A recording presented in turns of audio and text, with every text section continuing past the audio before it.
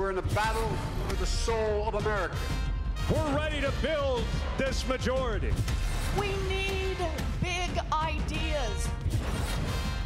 We are in this together. It's time for us to remember who we are. This is a fight that is born out of optimism. It's also about how we govern, because we are one America. I'm talking about changing Washington. To restore the principles of integrity. Let's show them what we've got. Let's show them what humanity can do.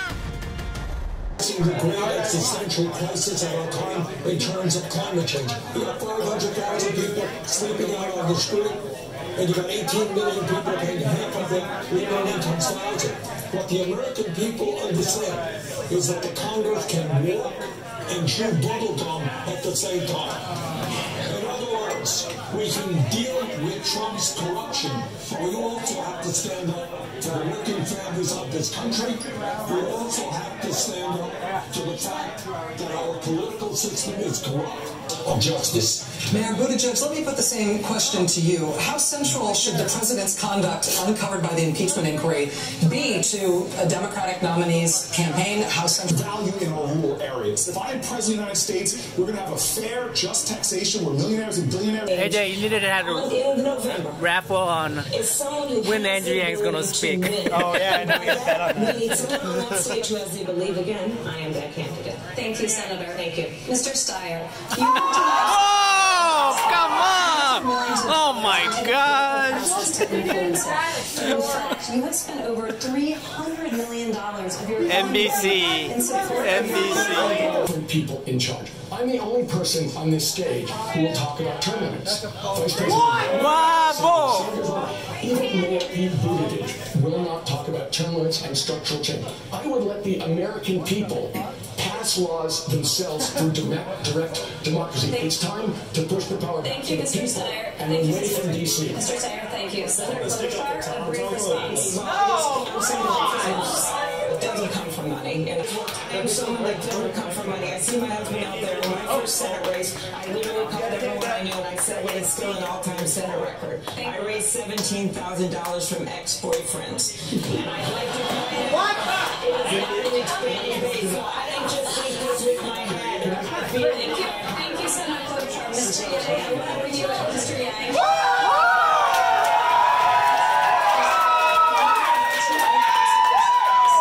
Served in the military or in government. What has prepared you to respond to a terrorist attack or a major disaster? Well, I just want to stick up for Tom. We have a broken campaign finance system, but Tom's been spending his own money fighting climate change. You can't knock someone for having money and spending it in the right way, in my opinion.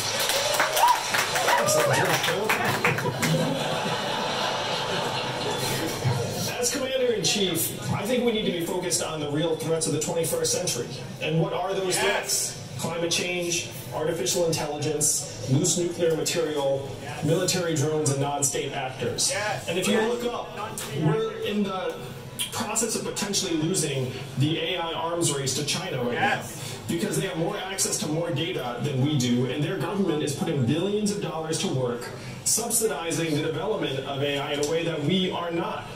We are 24 years behind on technology, and I can say that with authority because we got rid of the Office of Technology Assessment in 1995. Think about that timing. I guess they thought they'd invented everything. True threats of tomorrow, and that's what I will bring to the table as Commander-in-Chief. Thank you. As a candidate, you were elected mayor in a Democratic city, receiving just over 11,000 votes. And in your only in-state tuition at a 4-year public college in Georgia. Mr. Yang, what would you There are only 2 countries in the world that don't have paid family leave for new moms: the United States of America and Papua New Guinea. That is the entire list, and we need to get off this list as soon as possible. I will pass paid family leave as one of the first first things we do.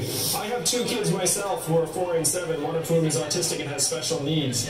And it's breaking families' backs. We need to start supporting our kids and families from the beginning, because by the time they're showing up to pre-K and kindergarten, in many cases they're already years behind. Studies have shown that 2/3 of our kids' educational outcomes are determined by what's happening to them at home.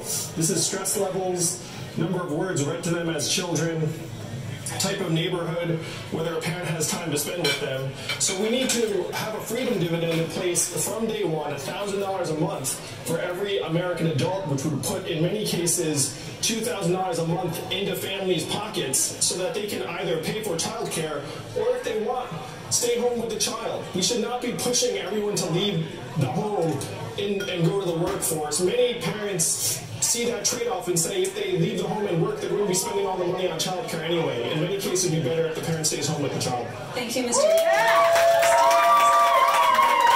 United States is turning down to a single. Thank you. Mr. Yang, if you would what would you say in your first call with Russian President Vladimir Putin?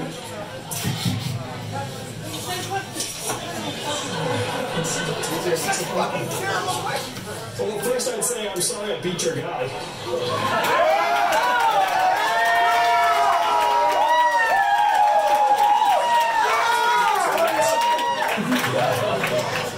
And second, I would say the days of meddling in American elections are over, and we will take any undermining of our democratic processes as an act of hostility and aggression. The American people would back me on this. We know that they found an underbelly and they've been clawing at it, and it's made it so that we can't even trust our own democracy. The third thing I would say is that we're going to live up to our international commitments. We're going to recommit to our partnerships and alliances, including NATO. And it was James Mattis that said that the more you invest in diplomats and diplomacy, the less you have to spend on ammunition. That has to be the path forward to help build an international consensus, not just against Russia, but also to build a coalition that will help us put pressure on China in terms of their treatment of their ethnic minorities. Organization, the WTO for data, because right now, unfortunately, we're living in a world where data is the new oil and we don't have our arms around it. These are the ways that we'll actually get Russia to the table and make it so they have to join the international community and stop resisting appeals to the world order. Thank you, Mr. Yang.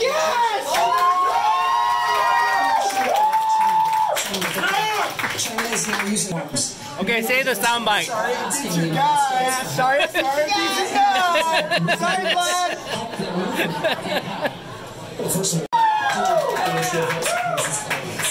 Well, first we have to designate white supremacist terrorism as domestic terrorism, so that the Department of Justice can I talked to an anti-hate activist named Christian Picciolini, who told me about how he was radicalized over a 10-year period. He said he was a lonely 14-year-old and that he was reached out to by a hate group, and he wound up joining it for a decade.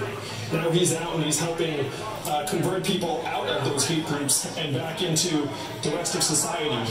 But what he told me was that if anyone had reached out to him when he was that heartbroken 14-year-old boy, he would have gone with them. He said if it had been a coach, I would have gone with him. If it had been a mentor or teacher, I would have gone with them. But instead it was a hate group. So what we have to do is we have to get into the roots of our communities and create paths forward for men in particular who right now are falling through the cracks. Yes! When we look at gun violence in this country, 96+% of the shooters we're talking about are young boys and young men. We have to, as a country, start finding ways to turn our boys into healthy, strong young men who do not hate, but instead feel like they have paths forward in today's economy. Mr. Yang, thank you for that. Has forced a cultural war. Mr. Yang, your turn. My wife, Evelyn, tonight, we have 2 young boys, Christopher and Damien. How many of you all are parents like us? So if you're a parent, you've had this thought, maybe you've been afraid to express it, and it is this: our kids are not all right. They're not all right because we're leaving them a future that is far darker than the lives that we have led as their parents. We are going through the greatest economic transformation in our country's history. the fourth industrial revolution, and it is pushing more and more of our people to the side. We talk as if Donald Trump is the cause of all of our problems. He is not. He is a symptom, and we need to cure the disease. Now, my first move was not to run for President of the United States, because I am not insane. My first move was to go to D.C., talk to our leaders, and say, technology is ripping us apart, immigrants are being scapegoated, our kids are being left behind, and the American dream that my parents came here to find is dying before our eyes. And the people in Washington, D.C. had nothing for this. They don't want to touch it. They don't want to talk about an issue they don't think they have a solution for. I'm not running for president because I fantasized about being president. I'm running for president because, like many of you here in this room tonight, I'm a parent and a patriot, and I have seen the future that we're leaving for our kids, and it is not something I'm willing to accept. We need to create a new way forward for our people. If you want to join us in rewriting the rules of the 21st century economy, go to yang2020.com and make it so that we can look our kids in the eyes and say to them, and believe it, your country loves you, your country values you, and you will be all right. Thank you, Mr.